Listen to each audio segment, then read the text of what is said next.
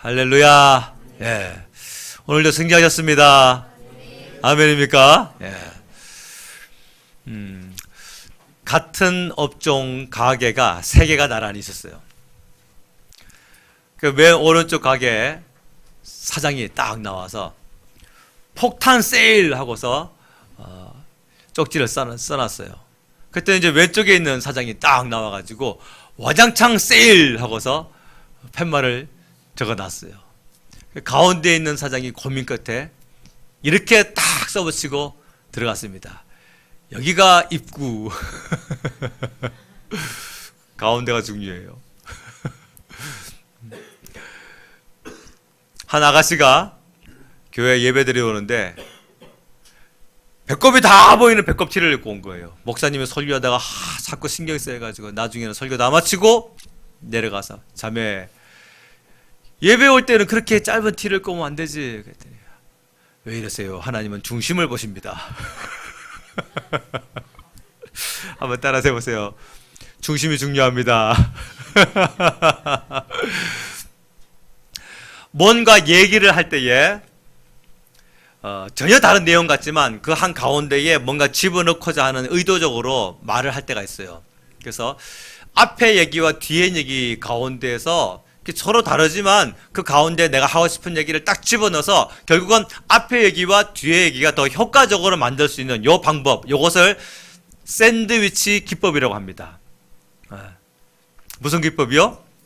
샌드위치가 어떻게 생겼어요? 위아래가 빵인데 그 빵은 사실 별것 없지만 그 속에 고기와 야채와 온갖 맛있는 소스가 들어가죠. 그러니까 중요하지만 그것만으로 샌드위치라고 말할 수 없는 것처럼 뭔가 이야기를 하고 싶은데 좌우의 이야기를 아주 효과적으로 하기 위해서 전혀 다른 얘기를 가운데 집어넣는 것을 뭐라고 한다? 샌드위치 기법이라고 한다. 이렇게 말하는 것을 샌드위치 화법이라고도 표현하기도 하고. 자, 우리가 지금 지난주에 뭘 봤냐면요, 창세기 37장을 봤어요. 그게 뭐냐면 요셉 얘기예요.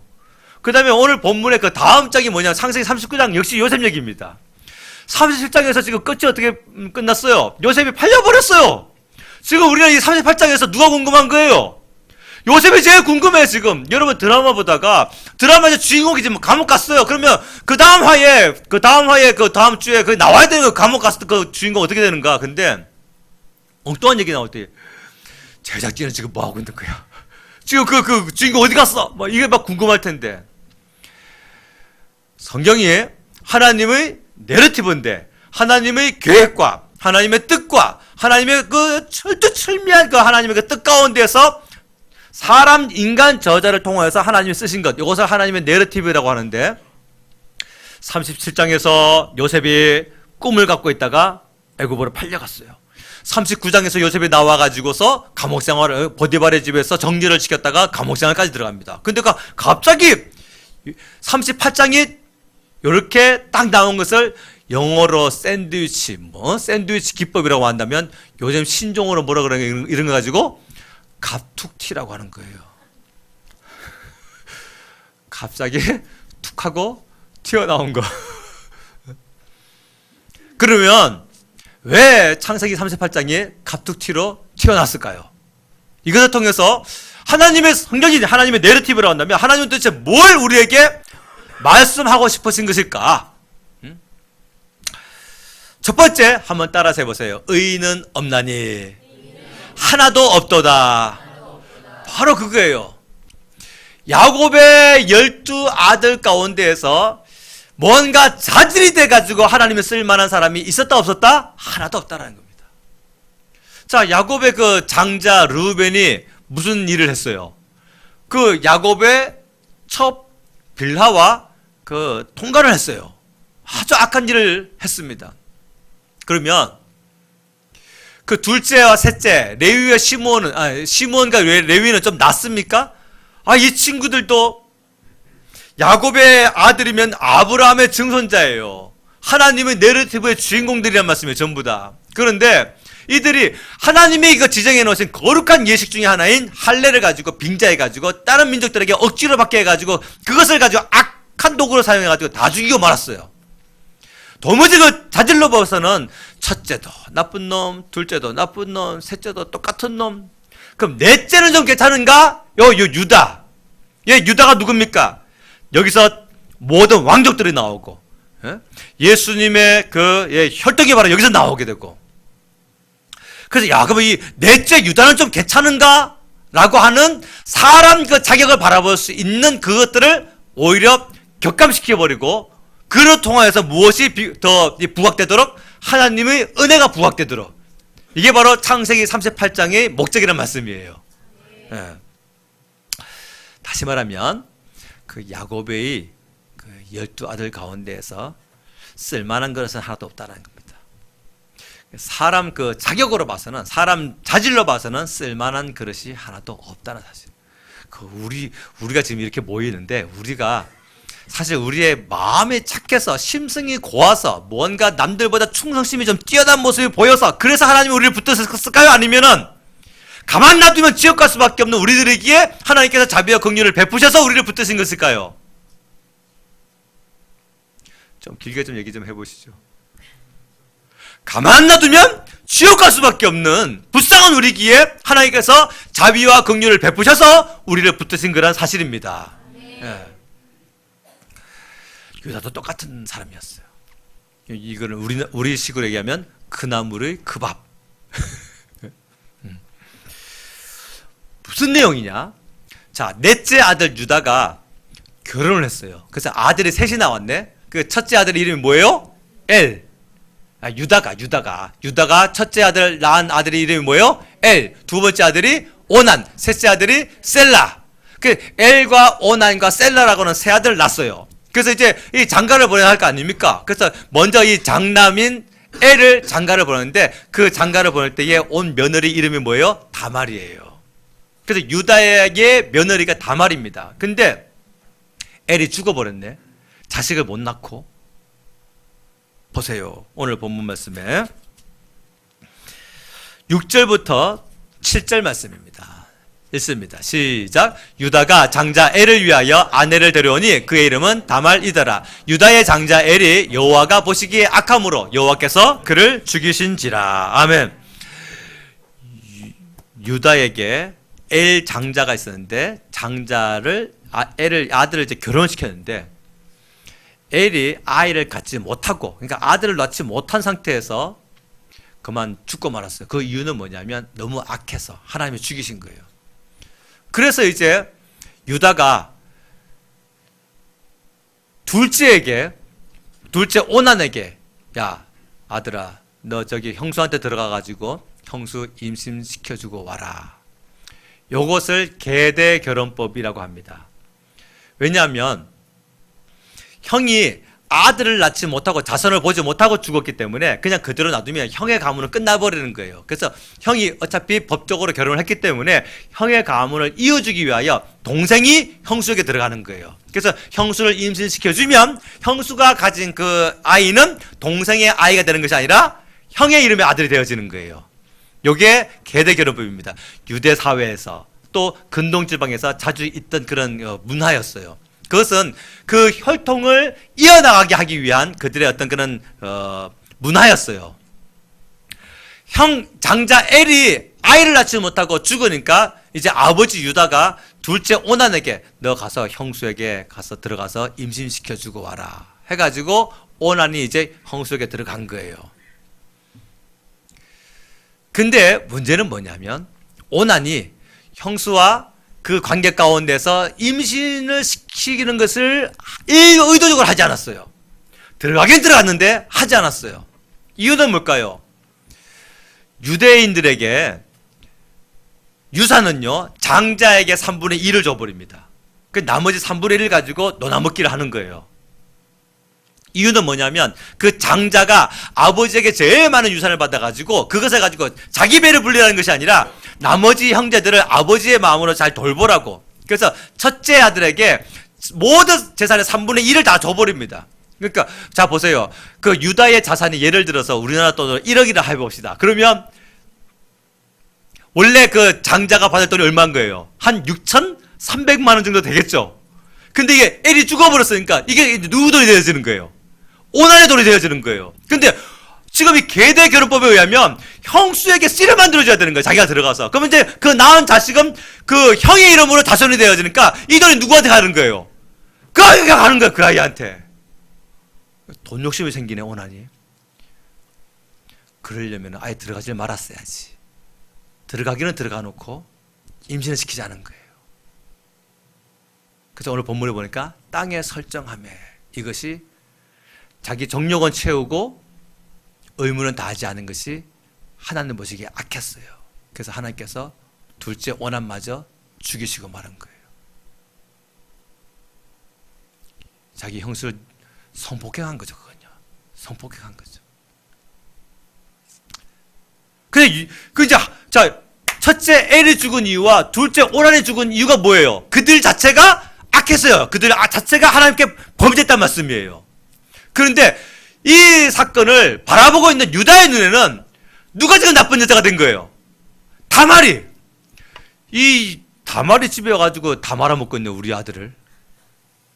그래가지고 어떻게 하게 됐느냐? 자, 보세요. 엘이 죽은 이유가 7절 말씀에 보니까 뭐랍니까? 유다의 장자 엘이 여호와 보시기에 악함으로 여호와께서 그를 죽이신지라. 엘이 악해서 죽은 거예요. 두 번째, 오난이 죽은 이유가 뭡니까? 10절. 그 일이 여호와가 보시기에 악함으로 여호와께서 그도 죽이신. 오난이 악해서 죽었단 말씀이에요. 그런데 유다는 며느리가 잘못 들어왔구나. 남자를 잡아먹는 여자가 들어왔구나, 우리 집안에. 11절 읽습니다. 시작. 유다가 그의 며느리 다말에게 이르되 수절하고 내 아버지 집에 있어 내 아들 셀라가 장성하기를 기다리라 하니 셀라도 그 형들 같이 죽을까 염려함이라. 다말이 가서 그의 아버지 집에 있으니라. 아멘. 유다가 이제 이 아버지가 딱 보니까 첫째 아들 죽었죠. 둘째 아들 죽었죠. 셋째 아들은 이제 아직 막둥인데 이게 조금 아직 어려요. 그러니까 이제 이것을 핑계로 야, 이거 셋째마저 죽었다, 얘마저 죽어버리면 어떡하겠나 해가지고 이 며느리를 내쫓은 거예요. 어디로? 친정으로. 근데 뭘 조건으로 걸었냐? 수절하고 가서 친정에 들어가 있어. 수절이란 말이 뭐냐면 정절을 지켜라, 그 얘기예요. 다시 말하면 뭐 이혼이나 재혼 같은 거 생각하지도 말고 일단 그 집에 들어가 있어 봐. 이거 이제 다말에게 부당한 이익이 된 거죠. 왜냐하면 성경은 뭐랍니까? 엘과 오난이 죽은 이유가 자기 때문이에요? 그들의 악함 때문이에요? 그들의 악함 때문이에요. 그러면 계대 결혼법에 의하면 이 셋째 아들 셀라가 자기에게 주어져야 되는 거예요. 그래야지 자기가 이 가문에 며느리로 들어와서 혈통을 이어나갈 수 있는 그런 인정받는 며느리가 된다는 말씀이에요. 근데 자기는 이제 뭡니까? 자기의 잘못이 아님에도 불구하고 자기는 버림받은 며느리가 되어버리고 만 거예요. 모든 수치와 오욕을 다 감싸는 것이죠. 우리나라도 그런 일이 많았죠. 그렇죠?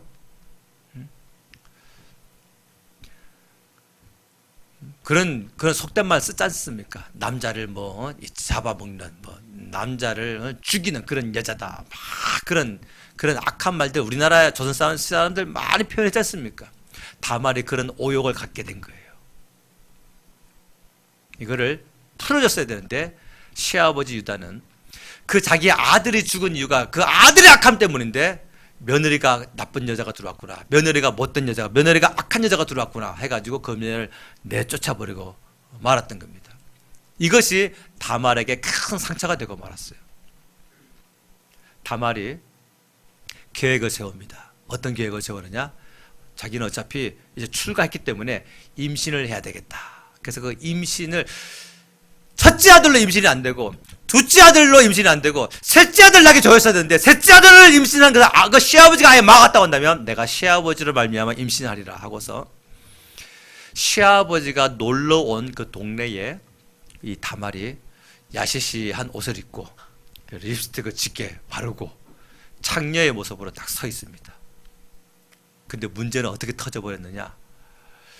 다말이 적극적인 그런 유혹을 하지 않았음에도 불구하고 시아버지 유다는 창녀에게 들어갑니다. 누군지 알아보지도 못하고 자기 며느리인 줄 알아보지도 못하고. 아니, 자 보세요. 창녀가 서 있으면 그냥 지나치든가 아니면 좀 더 적극적으로는 복음을 전하든가. 왜 웃으세요?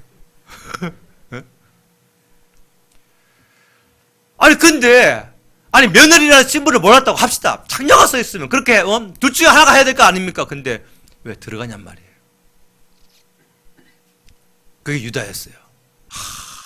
창세기 38장은 야곱의 아들 가운데에 자질이 될 만한 사람은 하나도 없었다는 것이죠. 자질이. 유다가 들어갔어요. 얼마나 급하게 들어갔느냐. 내가 너에게 들어가기를 원한다 하니까 이 다말이 아니죠. 이제 창녀가 돈을 내시오. 그래서 나 지금 돈 없는데 내가 그 염소 새끼 한 마리 줄게. 그럼 염소 새끼를 주시오. 그랬더니 염소 새끼가 없어 지금. 그래서 다말이 그러면 당신이 그 목에 있는 끈으로 묶어놓은 도장과 그리고 그 도장을 묶은 끈과 당신이 들고 있는 지팡이를 나에게 보증표로 주시오. 자 보십시다. 오늘 15절부터 18절까지 자 읽습니다. 시작. 그가 얼굴을 가리었으므로 유다가 그를 보고 창녀로 여겨 길 곁으로 그에게 나아가 이르되 청하건대 나로 내게 들어가게 하라 하니 그의 며느리인 줄 알지 못하였습니다. 그가 이르되 당신이 무엇을 주고 내게 들어오려느냐. 유다가 이르되 내가 내 떼에서 염소 새끼를 주리라. 그가 이르되 당신이 그것을 줄 때까지 담보물을 주겠느냐. 유다가 이르되 무슨 담보물을 내게 주랴. 그가 이르되 당신의 도장과 그 끈과 당신의 손에 있는 지팡이로 하라. 유다가 그것들을 그에게 주고 그에게로 들어갔더니 그가 유다로 말미암아 임신하였더라 하면 유다가 아무것도 없이 돈도 없고 염소 새끼도 없고 창녀를 딱 보자마자 마음이 급해진 거예요. 들어갑니다. 그 창녀가 며느리였던 창녀가 돈을 내시오. 나 지금 아무것도 갖고 온 거 없는데 나 그 염소 새끼 한 마리 줄게. 근데 염소 없지 않습니까? 그럼 뭐 맡길 만한 거 뭐 있어요? 염소 갖고 올 때까지. 뭘 줬으면 좋겠어? 당신 목에 있는 거 도장. 이게 중요한 거거든요. 그 도장을 구멍을 파가지고 끈으로 이렇게 묶고 다닙니다. 왜냐하면 이제 자주 결제를 해야 되기 때문에. 그 다음에 손에 있는 지팡이, 그 세 가지 나한테 주시오. 그럼 그거 내가 막고 있다가 당신이 염소 새끼 갖고 오면 내가 요거 세 가지 돌려주겠어. 이렇게 된 거예요. 그래서 유다가 빈 털털이었음에도 불구하고 마음이 급해서 들어갑니다. 그런데 그 한 번의 사건으로 이 창녀가 임신을 했어요. 창녀가 누군데? 며느리 다말인데 임신을 한 거예요. 그리고 유다는요 입을 싹 씻습니다. 안 한 것처럼. 근데 이제 문제는 어떻게 터진 거예요? 3개월 뒤에 다말의 배가 불러오는 거예요. 다말의 배가. 유다가 화가 폭발했죠. 내 저럴 줄 알았어. 저 악한 니은. 저 니은이 우리 집안에 들어와가지고 우리 첫째 둘째 다 죽더니 저렇게 엉뚱한 니은이 집에 들어와가지고 재앙이 있었던 거야 하면서 저 니은을 당장 불태워 죽여라. 뭐라고 합니까? 24절 읽습니다. 시작. 석 달쯤 후에 어떤 사람이 유다에게 일러 말하되 내 며느리 다말이 행음하였고 그 행음함으로 말미암아 임신하였느라. 유다가 이르되 그를 끌어내어 불살라라 하면 자 저를 보세요 여러분. 야곱의 아들 가운데에 그 자격으로는 아무도 하나님의 내러티브 주인공이 될 만한 자질이 없었어요. 근데 하나님은 써나가십니다. 자 먼저 보세요. 유다는 그 창녀와의 관계를 아무 꺼리낌 없이 할 수 있는 그런 사람이었어요. 유다는 음행 후에도 하나님을 두려워함 없이 그 일을 그냥 무마하고 씻어버릴 그런 계획을 가졌어요. 어떻게 됐느냐? 자기가 이제 그 담보물을 3개를 맡겼잖아요. 뭐 도장과 그 다음에 끈과 그 다음에 지팡이 맡겼잖아요. 그 찾아와야 될 거 아닙니까? 근데 자기가 가기에는 좀 창피스럽죠. 그래서 친구를 보낸 거예요. 염소 새끼 한 마리 주고, 아 친구, 내가 좀 그랬어. 자네가 대신 가서 좀 찾아와. 아이고 이 친구 참나, 아이고 다 늙어가지고 별짓이야. 내가 찾아올게. 해가지고 갔는데 그 동네 갔더니 창녀가 없는 거예요. 그냥 막 묻네. 이 동네에 창녀가 있지 않습니까? 아니 우리 동네는 창녀가 없는데요. 아니, 있을 텐데요. 아유, 글쎄, 우리 동네에 창렬한 존재가 없다니까요. 그래가지고 친구가 돌아와가지고 유다에게, 친구, 내가 싹 다 뒤져봤는데 그 동네는 창녀가 없대. 그때 유다가 하는 말이야. 아이, 됐어. 그냥 가만 내버려둬. 더 자세히 알아봤다가 내 신분이 또 괜히 먹칠을 할 수가 있으니까 그냥 가만 내버려둬. 나 도장 새로 파면 돼. 지팡이 새로 사면 돼. 하고서 싹 씻은 거예요. 자기는 마누라가 있음에도 불구하고 이 음행한 것에 대하여 싹 씻었는데, 자기의 며느리는 남편도 없는데도 불구하고 배가 불러온 것에 대하여 유다가 뭐라 합니까? 불태워라! 우리는 여기서 우리 자신을 바라봐야 돼요. 나도 똑같이 분노하고 거짓말하고 악하고 음란한데 다른 사람을 향해서 저렇게 나쁘다고 헛된 말을 했고 악하고 성질내기 좋아하고 남썩이고 한다고. 그게 바로 우리 유다의 모습이에요. 우리는 그런 모습 없기를 주의 이름으로 축원합니다. 아멘. 유다는 자신의 그 아내가 있었음에도 불구하고 음행한 후에 회개할 줄 모르는 신앙적 양심이 마비된 사람입니다. 그래서 이 창세기 38장은 샌드위치 기법인데, 이제 39장에서 누가 나와요? 요셉이 나와요. 그러니까 보세요. 유다는 그냥 창녀가 가만히 서 있었음에도 불구하고 마음의 욕심이 막 폭발해가지고 비 터뜨린 데 가가지고 자기의 그 정욕을 채우고 나오는 그런 사람이었어요. 근데 요셉은 어떻습니까? 작정하고 노골적으로 유혹해 들어오는 그 여인을 물리칩니다. 비교죠. 비교. 샌드위치 기법으로서. 유다는 신앙을 버린 채에도 그냥 떳떳하게 그냥 철면필같이 살아갈 수 있는 그런 사람이었다고 한다면, 요셉은 자기 신앙을 지키기 위해서 감옥생활까지 합니다. 옥고를 치릅니다. 여러분, 우리는 유다 같은 성도예요? 요셉 같은 성도예요?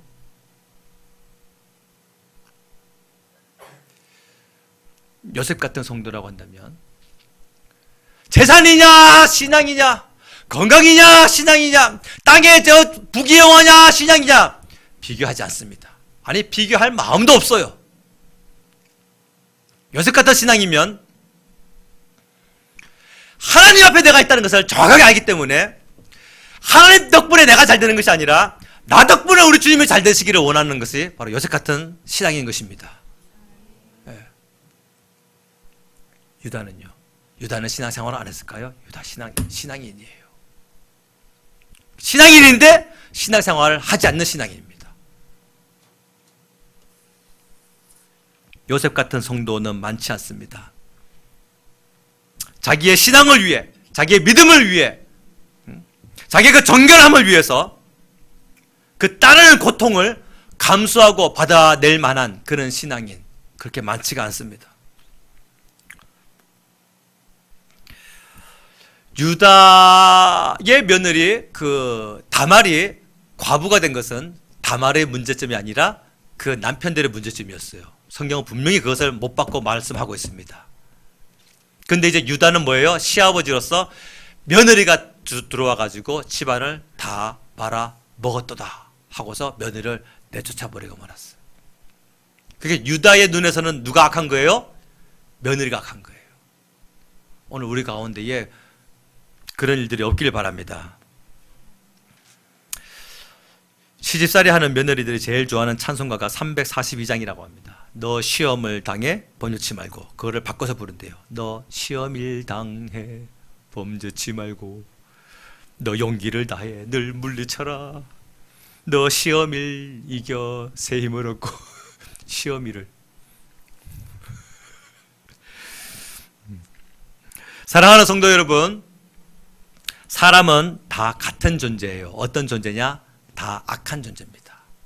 성경의 내용이 이렇게 많은 사람들의 뭐 스토리와 사람들의 이야기, 인생 살아갔던 이야기, 유다 이 38장에서 유다는 정말 창피스러운 흑역사예요, 유다에게. 근데 이 흑역사가 하나도 걸러지지 않냐고 그대로 고스란히 다 이렇게 상세하게 기록된 이유가 뭘까요? 유다 그 사람을 악한 사람으로 드러내기 위하여? 아닙니다. 사람은 다 악해요. 그럼 뭐하러 유다의 이 악함을 일부러 드러냈을까요? 그럼에도 불구하고 유다 자신은 악했지만, 다말 이 사람은 악했지만 하나님은 이 사람들 가운데서도 선한 계획을 계속 이끌어 나가셨다, 그 뜻이에요. 성경에 왜 다윗이 바세바 사건과 또 우리아 사건이 왜 기록됐을까요? 사람 다윗은 악하지만 하나님의 자비와 긍휼은 다윗과 함께 하셔서 다윗을 계속 사용하셨다, 그 뜻입니다. 다시 말하면 성경이 이렇게 두꺼운 이유가 뭐예요? 인간은 악하지만 하나님의 은혜는 끝이 없다는 뜻이에요. 그게 성경의 핵심이에요. 그러므로 사랑하는 성도 여러분, 악한 며느리는 없습니다. 악하다고 말하는 시어머니는 많아요.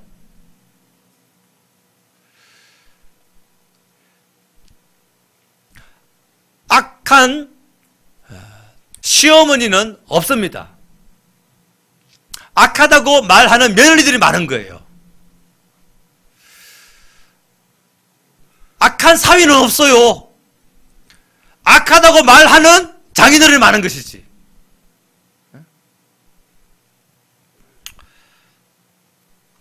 악한 집사님은 없어요. 악하다고 말하는 성도가 많을 뿐이죠. 뭘 말하고 싶은 것이냐? 우리는 본질적으로 다 악합니다. 우리에게서 조금 선한 것이 나오는 것은 하나님의 은혜일 뿐인 것이지, 우리 자체는 전부 다 아담의 후손으로서 다 악한 존재들이에요. 누군가를 향해서 저 악한 인간이라고 말하려면 먼저 선해야 됩니다. 그런데 성경은요, 선한 분은 오직 한 분이시라고 마태복음 19장 17절에서 예수님께서 증언하셨어요. 그게 바로 하나님이신 것입니다. 그러므로 우리 인간이 또 다른 인간을 향하여서 악하다라고 표현할 수 있는 자격이 있다, 없다? 없다라는 것입니다. 왜냐하면 우리는 다 악하기 때문에. 이것을 성경은 로마서 3장 10절 말씀에서 의인은 없나니 하나도 없도다라고 선언을 해버렸어요. 그럼에도 불구하고 우리가 그 누군가를 향해서 쟤는 정말 같이 못 있겠어, 쟤는 너무 악해 라고 말하는 것 자체를 성경은 뭐라고 합니까? 교만하다라고 말합니다. 교만하다. 우리는 단지 모두가 하나님의 자비와 긍휼이 필요한 사람들이에요. 창세기 38장의 그 핵심 가운데 첫 번째는 무엇이다? 의인은 하나도 없다라는 겁니다. 유다의 온갖 추하고 악하고 더럽고 그 철면피 같은 마비되어 버린 그 신앙, 그것을 고발합니다. 그러나 하나님의 계획은 유다를 버리지 아니하시고 계속 사용하셨어요. 할렐루야.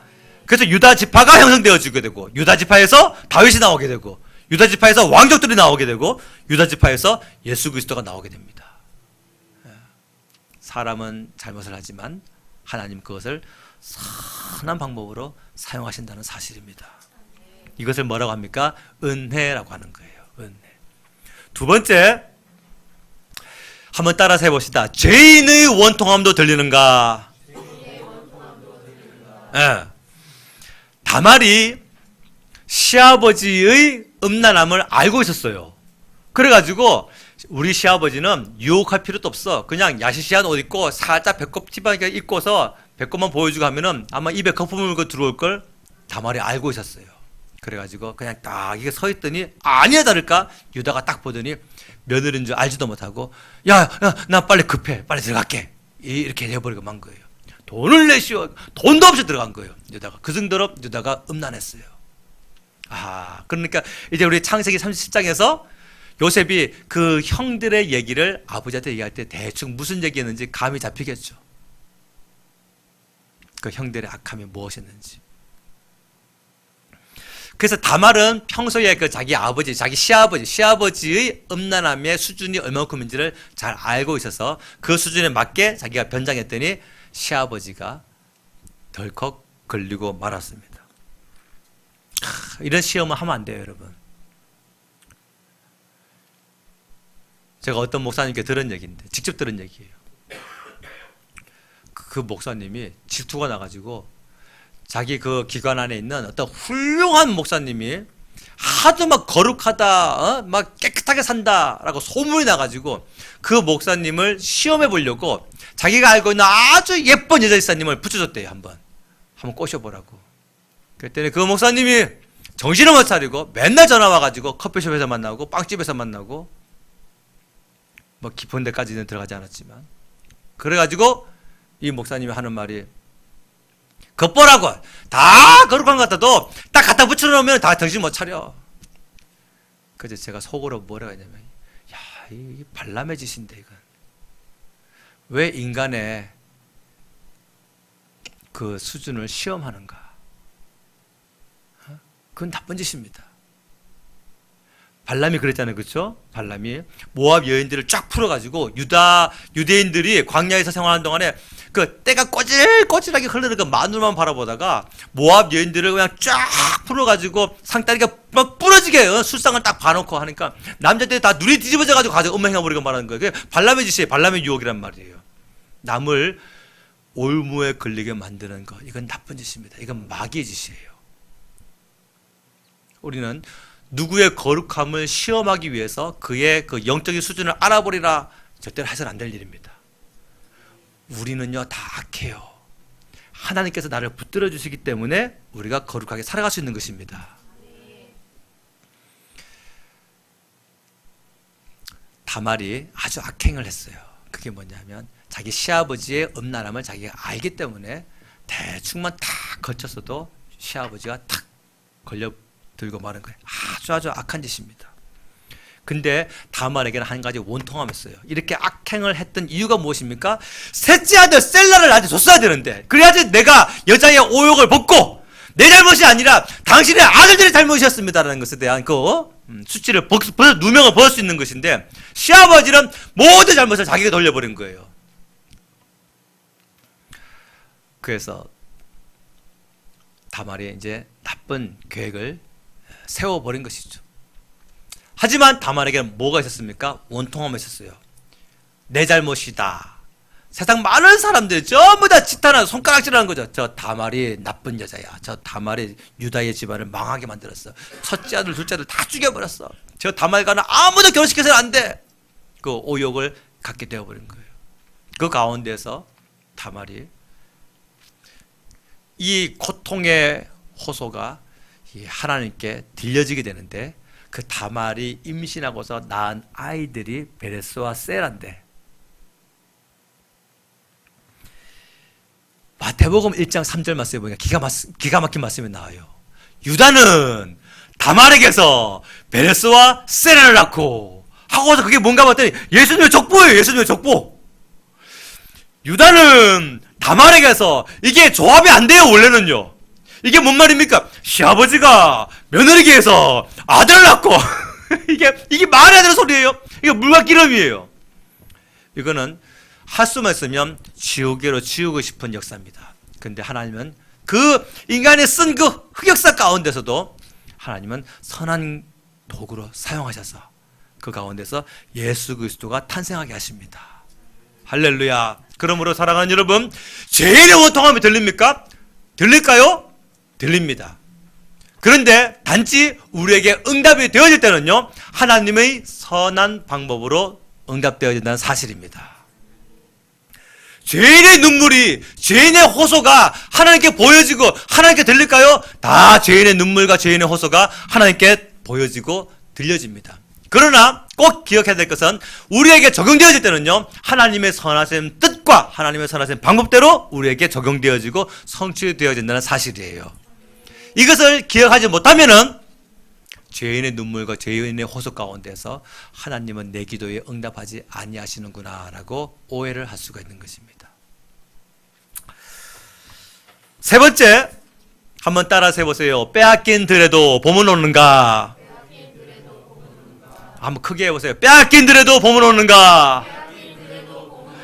아멘. 자, 성경이 이 유다의 이 흑역사를, 잔혹사를 왜 이렇게 상세하게 기록했을까요? 그 유다 한 사람의 죄만 막 드러내기 위한 것이 아니라, 사람은 이렇게 잘못하지만 하나님은 그를 버리지 아니하시고 그를 끝내 사용하셔서 합력하여 어떻게 선을 이루시는 하나님. 이것을 부각시키기 위하여서 성경의 유다의 모든 잘못이 세밀하게 다 기록되어 있는 거예요. 아멘입니까? 흥선대원군이 쇄국 정책을 벌일 때에 우리나라에 전쟁이 참 많았죠. 그 중에 몇 가지만 말씀을 드리면 1866년도에 병인 박해가 있었습니다. 그 병인년에 일어났던 박해인데 프랑스 선교사 9명을 목을 쳐버렸어요. 그리고 천주교 그 신도들 8,000명을 다 목을 쳐버린 거예요. 흥선대원군이. 이걸 병인 박해라고 합니다. 그래가지고 같은 해에 이 살아남은 프랑스 선교사가 그 본국에다가 보고를 합니다. 우리 민족, 우리 프랑스 선교사 9명이 처형당했습니다. 프랑스가 막 함대를 몰고 옵니다. 어디로? 강화도로. 막 때리고 부시고 막 난리가 났어요. 사람들이 많이 죽습니다. 근데 겉모습은 보복하러 왔다 하는데 그 속의 카드는 뭐였어요? 통상 요구였어요. 개항해라. 문을 열어라. 그러니까 우리의 너네 시장을 문을 열어가지고 우리의 물건을 받아라.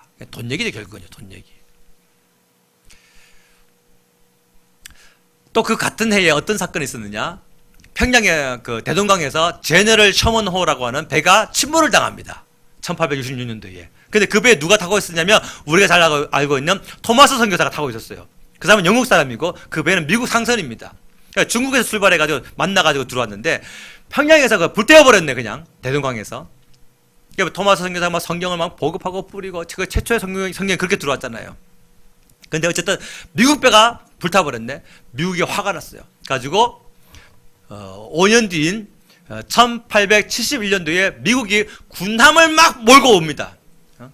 그리고 병사들도 한 3,000명 끌고 왔어요. 그것을 뭐라고 한다? 신미양요라고 합니다. 신미양요로 말미암아 또 강화도에서 한마당 막 전쟁이 막 벌어집니다. 많은 사람이 희생을 당하죠. 또 4년 뒤에 일본의 군함 운요호가 와가지고 강화도에서 껄쩍껄쩍 돼가지고 또 한번 빵 터집니다. 그걸 운요호 사건이라 그래요.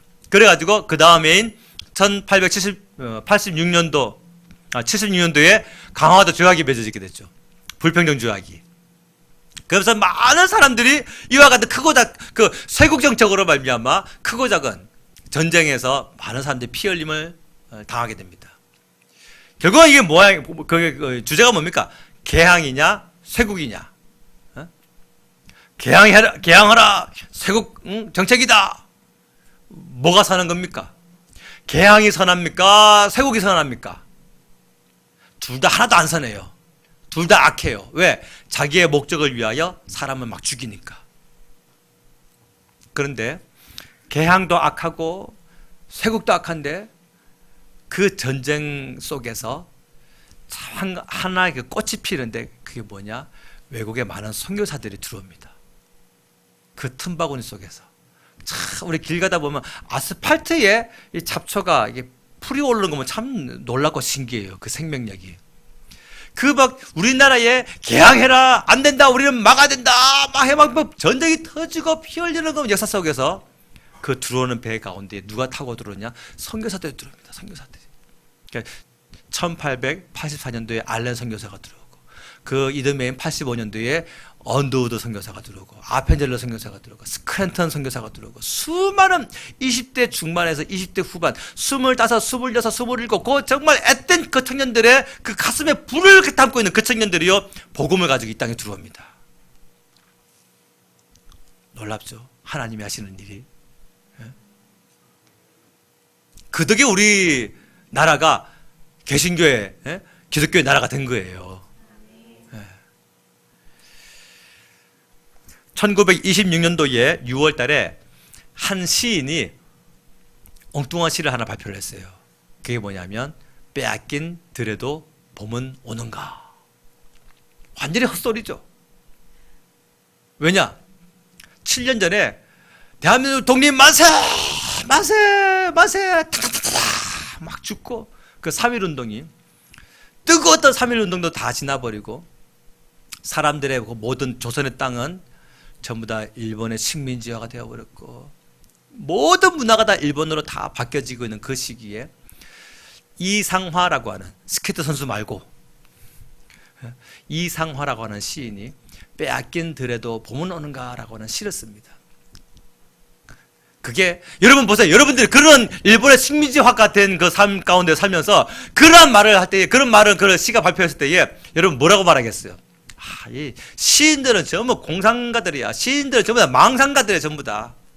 지금 상황을 봐. 전부 다 거리마다 일본 순사들이 칼을 차고 말을 타고 다니면서 우리 조선인들 막 다 잡아가 버리고 위안부로, 징용으로, 노예로, 광부로 다 끌고 가고, 아니면 전쟁때에 그 총알바지로 막 다 끌고 가고 있는 이 상황에서 무슨 폼 같은 소리 하고 있네. 시인들은 저래서 안 돼.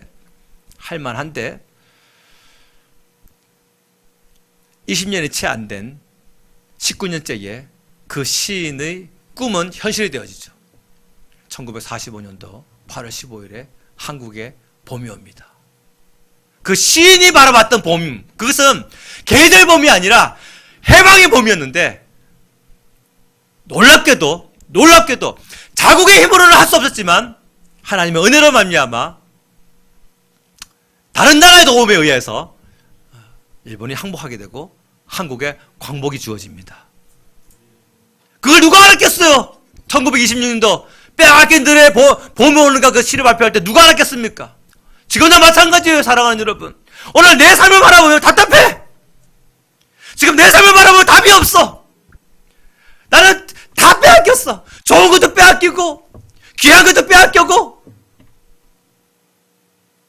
근데 믿음 있는 사람은요, 다시 빼앗긴 데라도 봄은 오는가 라고 하는 하나님을 향한 소망을 가질 수 있는 것입니다.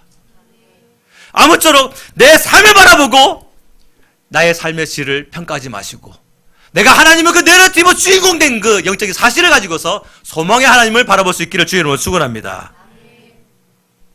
유다와 다말은 다 빼앗겼어요. 그들의 거룩함이나 그들의 순결함이나 그들의 정절, 완전히 악한 마귀에게 다 빼앗겨버리고 말았어요. 어쩜 이렇게 악합니까? 시아버지도 악하고 며느리도 악해요. 그런데 그들 사이에 나온 베레스와 세라는 정말 저주받을 만한 아들인데도 불구하고 하나님은 버리지 아니하시고 하나님의 은혜로 붙드시고 예수 그리스도의 족보로 사용하십니다. 유다와 다말이 만든 족보는 한마디로 말하면 더러운 족보인데 하나님은 그것을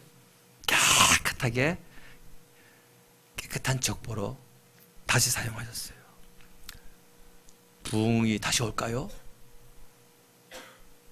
아멘 하시기 바랍니다. 회복이 다시 올까요? 우리 가정에 축복이 다시 올까요? 우리 자녀들이 하나님의 이름으로 크게 되는 그날이 오게 될까요? 우리 서울 좋은 교회가, 아니 우리 한국 교회가 세계적인 교회가 될 줄로 믿습니다. 하나님의 부흥의 바람이 다시 불게 될 줄로 믿습니다. 아멘. 조건 바라보고 현상 바라보고 되겠네 안 되겠네, 이게 전부 믿음 아닙니다. 사람 바라보고 조건 바라보고 재물 바라보고 어떤 인력 바라보고 되겠다 안 되겠다 평가하는 거, 이게 전부 다 믿음 아닙니다. 참 믿음은 무엇입니까? 유다와 다말이 이렇게 악행을 했어도 이들이 아브라함의 가문 안에 들어온 사람들이에요. 유다는 아브라함의 증손자고 다말은 아브라함의 증손 며느리고, 하나님은 이들은 악행을 했지만 하나님은 그들을 버리지 아니하셨습니다. 우리는 영적인 아브라함의 자손의 가문에 들어온 사람들이에요. 할렐루야. 내가 자질이 돼서 하나님께 복을 받는 것이 아니라 내가 하나님의 자녀가 됐기 때문에, 내가 자격이 있어서 복을 받는 것이 아니라, 내가 좀 괜찮아가지고 복을 받는 것이 아니라, 내가 예수 그리스도의 이름으로 구원받은 하나님의 자녀이기 때문에 주님께서 내가 하는 일에 잘되게 하시고 축복하시고, 뿐만 아니라 하나님 덕에 내가 잘되는 그런 낮은 수준의 믿음에서 이제 더 성숙한 믿음으로 나를 통해서 우리 하나님이 기뻐하시고 잘되시는 그 영적인 수준 높은 삶을 살아가기로 결단하는 저와 여러분 되시기를 예수님으로 축복합니다. 기도하겠습니다. 사랑하는 여러분, 우리의 계획은 흐려질지라도 하나님의 계획은 더 선명해집니다. 나의 계획은 꺾일지라도 하나님의 계획은 꺾이지 않습니다. 나의 계획은 취소될지언정 하나님의 뜻과 계획은 취소되지 않습니다.